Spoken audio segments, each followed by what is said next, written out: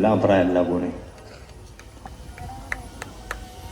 त्यांनी केलेलं कष्ट त्याच्या डोळ्यात ऐकतात. या 6 करोड मराठ्यांचे लेकर सुखी समाधानी राहावेत.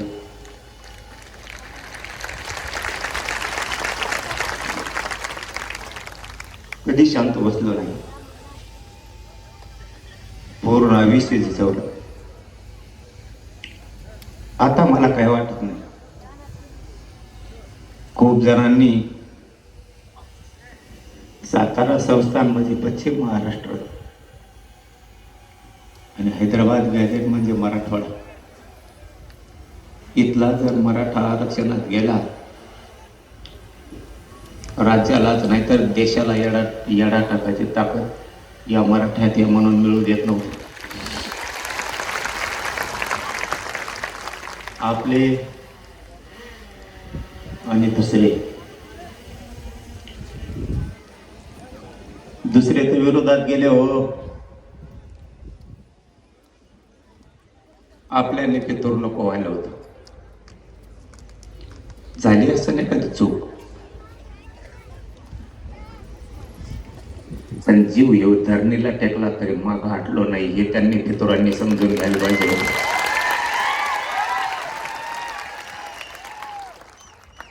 लढणारा मी आहे, लढणारा माझा समाज आहे. तुम्हाला ऐकून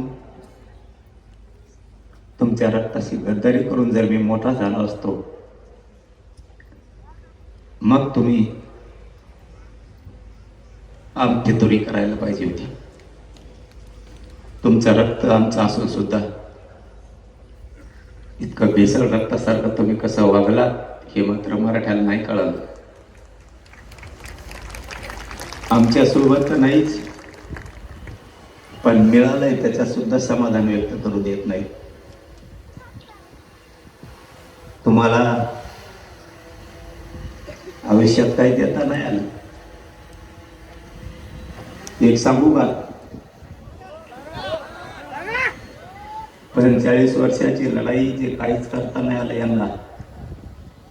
पांढरे कपडे घातले आणि मोठ्या गाड्यात हिंडले. फक्त टीव्हीवरती बोलले आणि पुस्तकं वाचले. याच्यातच यांनी यांचं मोठेपण आणि मर्दानगी गाजवली. समाजाला यांना काय देता नाही आलं. मी आणि माझ्या गरीब मराठ्यांनी एका वर्षात 58 लाख लोकांना आरक्षण दिलं. 3 कोटी मराठा आरक्षणाला घातलं. मी आणि माझ्या गरीब मराठ्यांनी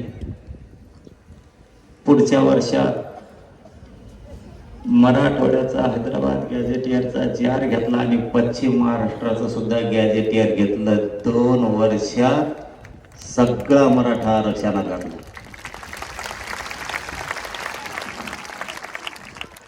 आणि जे खरं सांगतो तुम्हाला, पटवून घ्यायचा, पोरं आपल्याला मोठे करायचे. नाव ठेवणाऱ्याला लेकरं बाळा नाही मोठे करायचे. आपले लेकरं बाळा आपल्याला मोठे करायचे. जे मिळालंय ना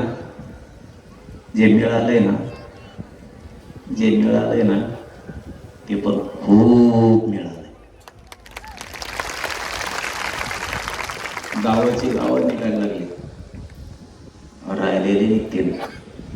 समाधानी रातचा उताळ वागायचं नको, कुणीतरी सांगायचं सगळंच पाहिजे. आपल्याला मग लोक सगळंही मिळून देणार आणि थोडं थोडं पण मिळून देणार. मी आणि माझा समाज आम्ही बरोबर आमच्या पद्धतीला जाऊन डावट टाकून सगळ्यांच्या मुंडक्यावर पाय दिलेत. थोडं विचाराने चला, खाताना विचार करा, गरम एका गार झालाय. नको बरं, समाज डोबल असं वागायला नको. आपण दसरा मेळाव्याला जमतो, सभाला जमतो, अंतरवालीत जमतो, मुंबईत जमतो, मजा म्हणून नाही. सांगितलेला तुम्ही विचार सांगितलेला मी जपून ठेवायचा आणि मी सांगितलेला तुम्ही जपून ठेवायचा, तरच मोठे होत नाही तर काय अर्थ नाही. नुसतं आलो, बसला, इकडं तिकडं फिरला, झाडाखाली गेला, पुन्हा सभात येऊन बसला. मराठ्यांनी चतुर हुशार व्हायचं, टंगळ मंगळ बंद करायची, बापचाळेवानी वागायचं बंद करायचं, लई समाज पुढं न्यायचं. एक शब्द सांगतो तो आज पक्का घेऊन जायचं इथं. मराठ्यांनी यापुढं शासक बनायचं आणि प्रशासक पण बनायचं.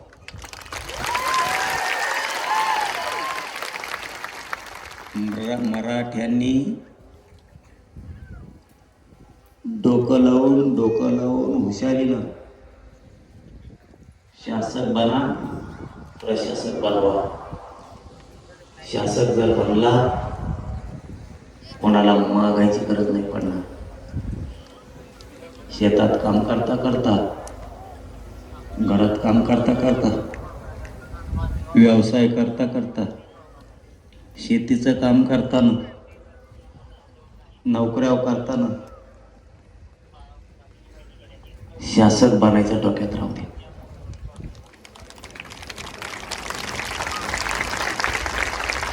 तुमच्यावरती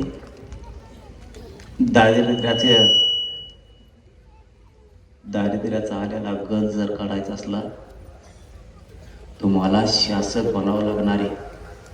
कुणी डोक्यावर हात फिरेला, कुणी हातात हात दिला, कुणी चहा पाजेला म्हणून आपण मोठे नाही होणार. या दसऱ्याच्या निमित्तानं सांगतो, जातीला सांभाळायचं असलं, जातीच्या अडचणी दूर करायच्या असल्या तर तुम्हाला शासक बनावं लागेल.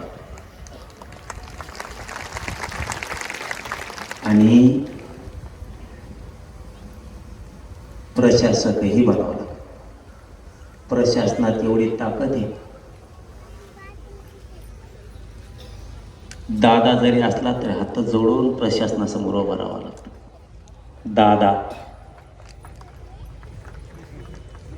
दादा त्याला प्रशासनापुढे हात जोडून उभा राहावं लागतं.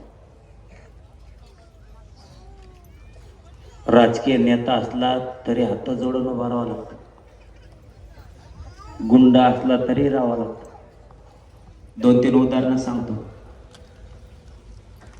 तुम्ही जर PSI बनला, त्याला प्रशासन म्हणायचं. तुम्ही तहसीलदार, PSI, SP, कलेक्टर जर बनला, कसलाही दादा तुमच्या पुढं हात जोडून उभा राहील.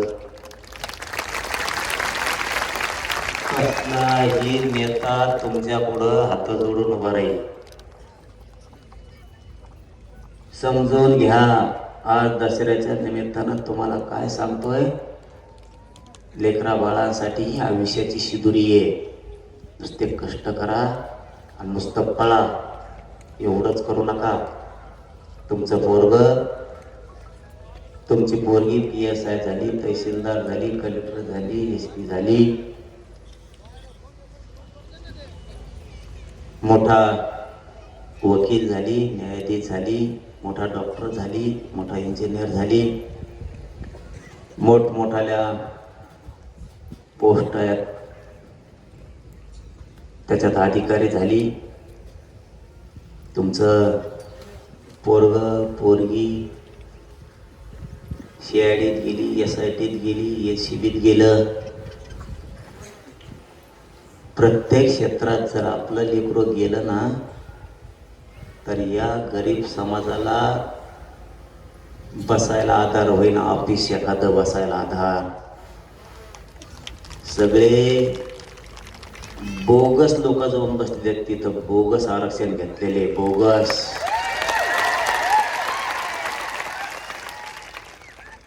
हाय का डोकं ठेकायला तुमचं?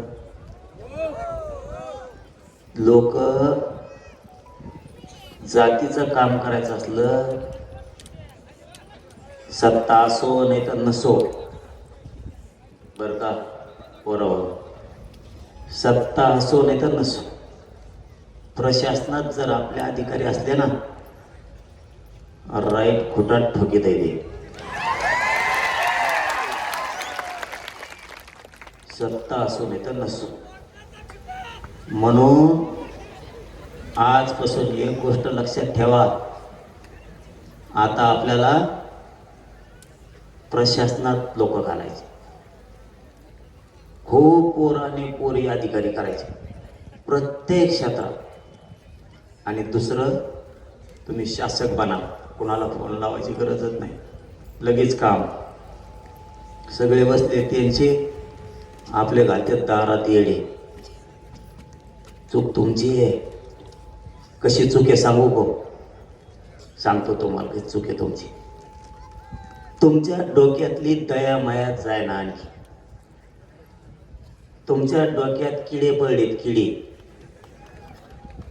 तुमच्या डोक्यातली दया माया जाय ना आणखी.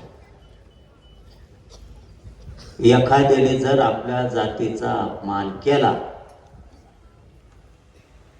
बोलायचं काही व्हायना, पण मरोस तर त्याला झटका दाखी जायचा, मरोस तर.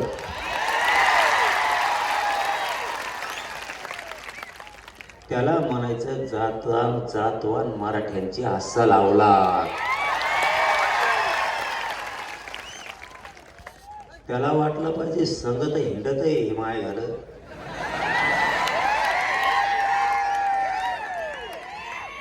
पण इतके माया जवळचे लोक फोडून येणे मला पाळलं कस काय? तुम्हाला कडवट बनावं लागन. एक उदाहरण म्हणून सांगतो बाबा, मी बंद करतो थोड्या वेळात. आता बोलू का? शेतकऱ्याचं राहिलं आणखी. नारायणगडहून देशातला ऐतिहासिक दसरा मेळावा असा आहे की त्याने शेतकऱ्यासाठी लढ्याचे निर्णय घेतले. ते पहिला दसरा मेळावा आहे.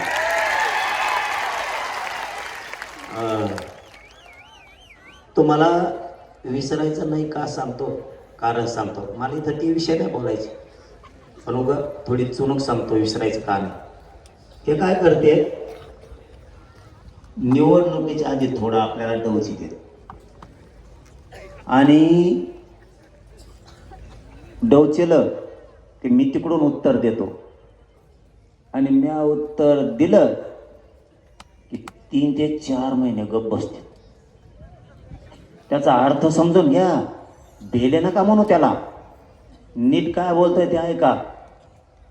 ते तिकडून असं एक शब्द आपल्या काळजाला लागन असा बोलते, जसा की गुलामीचं गॅजेट म्हणणारे माकड, अवलादी. ज्या भिकार अवलादी गुलामीचं गॅजेट म्हणायचं आणि 3-4 महिने